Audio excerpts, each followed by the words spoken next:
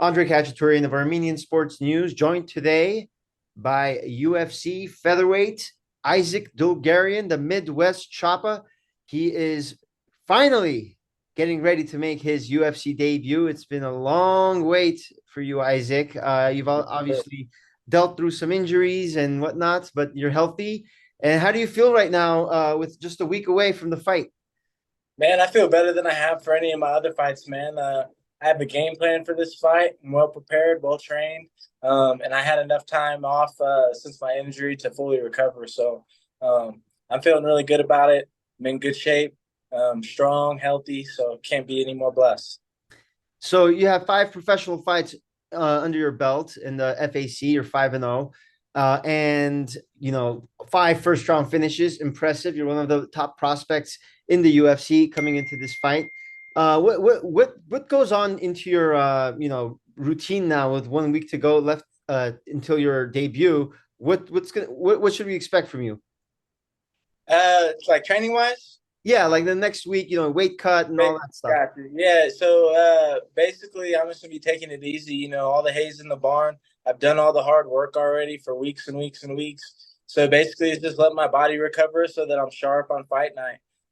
Weight's good, as you can see. I'm solid as hell right now. Ready to fight. So basically, just tapering the diet down just a little bit more. And just getting out to Vegas and recovering and getting all the media stuff done. So I guess with that said, is there any difference that going into a UFC fight week versus the FAC? Um, just the media obligations once I get there and once I get to Vegas and stuff. Everything else for me is going to be about the same. I just feel like I've done it better this time, better prepared than ever before. So you haven't fought since February 2022. You're obviously scheduled to make your UFC debut earlier this year in 2023, but you dealt with some injuries. Can you kind of go through with what went wrong with you and just through your recovery process as well? Yeah, man. So a lot of it was there's like three parts to this. So the first one was I got signed to the UFC. I'm looking for a fight, and my Nelk Boys deal. I got signed as a Nelk Boys sponsored fighter, and that deal didn't come through. So basically, I took like 3 4 months trying to figure out what I need to do to make that deal, get it locked in and everything, and that never happened. So basically, uh, I took that was 4 months out of it, and then my gym got shut down back home. So I had to come up with a new plan where I'm going to move to. So I ended up moving out here to Factory X in Denver. And then my last fight, when I did get hurt, we were about a week out to leave to Vegas, and I tore my LCL. I had a full thickness tear in two places in my LCL. So that's basically a grade 3 tear. It's not very good. They're trying to get me to have surgery on it. I didn't want to have surgery on it. I don't really like doing that stuff unless it's absolutely necessary. So I did the healing myself. Um, I took 8 weeks off, like the doc said, got cleared to train and stuff. I got about 2 weeks into training and it tore again. So I had to take another 8 weeks off, and it's just been a mess. But we finally got it under control. Everything's good, and I'm happy to be where I'm at again. Wow. So the physical aspect is obviously very tough, tearing your LCL. And how has that been mentally for you? Having to take 8 weeks off and your debut just keeps getting delayed and delayed. How did you deal with that mentally? I mean, it was hard because I was ready to fight. Actually, that same day I tore my knee, I went to the eye doctor because I had my eye exam for my fight this exact same day, and they told me I had a hole in my retina as well, so I had to get laser surgery on my eye the same day I tore my knee. So that was a bad day, my last camp. But mentally, it's just coming back, and building my body back to where it should be. Because after taking about 16 weeks off from doing any real activities like running or training, MMA, doing anything I like to do to stay in shape, I need my legs, and I could barely walk. So that was just the hardest part, was getting my body back in shape to compete at a high level. So coming into this fight, you're fighting Francis Marshall. What do you know about him? How have you prepared against him? Are you kind of a cerebral fighter? Do you kind of look at tape, or do you kind of just think about yourself? How do you prepare for an opponent? A little bit of both. I watched a little bit of his fights. I watched his last couple of fights and stuff like that. I know he's a good boxer. I know he's durable and he's got decent wrestling to him as well. So we've just been doing things to take care of that. I feel like my grappling speaks for itself. Technically, I feel like I'm a better grappler in this fight, but he's a big, strong, physical guy, so I'm gonna have to deal with that. Striking wise, I feel like I have more tools I can use than him.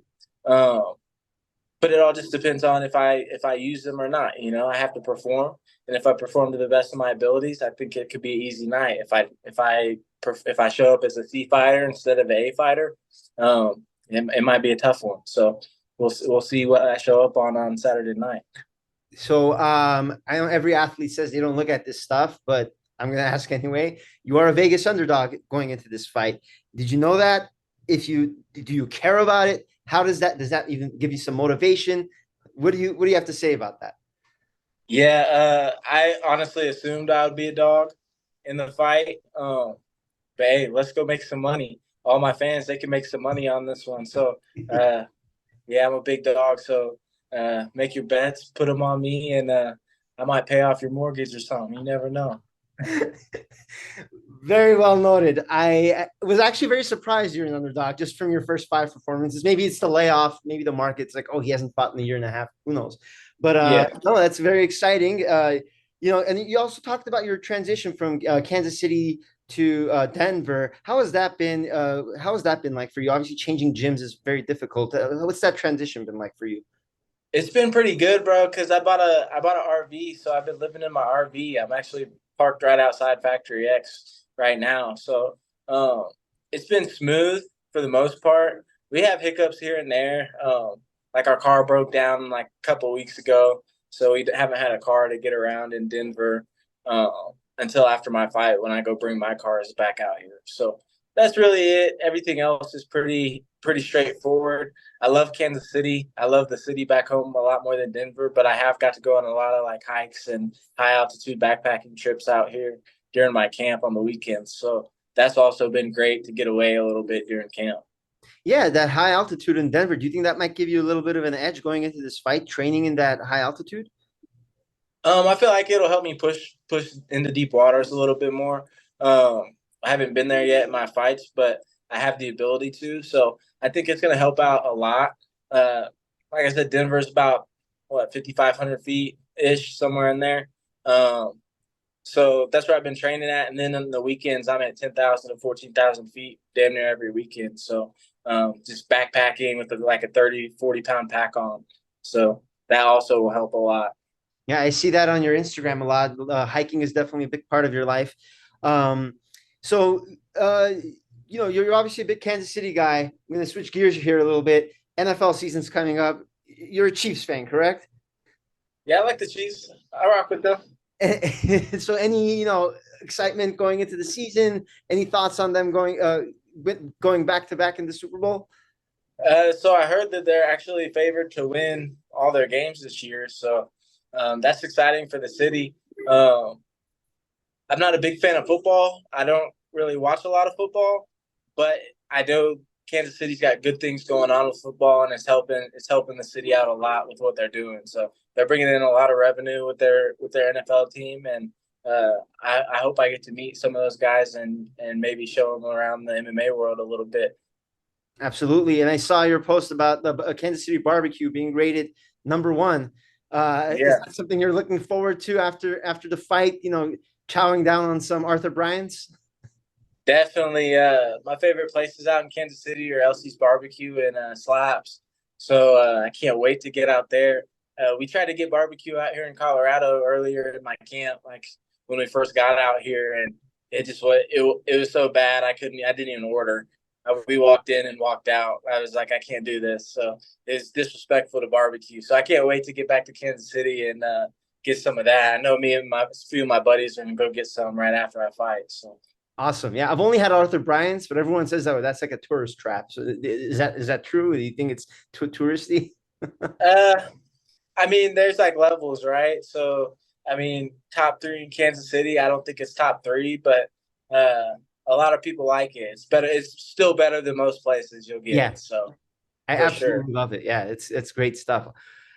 Isaac, so big time for you right now. We're all very excited. The Armenian community is very excited. I'm sure you're gonna put on a great show for us, and you're gonna put on a great show for yourself. You called it a life-changing opportunity. You want to kind of dive into that a little bit? Life-changing. How is this life-changing for you? Man, you know, I'm probably one of the only fighters that lives in an RV right now. I can't even afford a house. So financially, I think it's life changing. I'll be able to put myself in a good position there. And then also, it's a tough fight. Like um, it's not an easy fight by any means.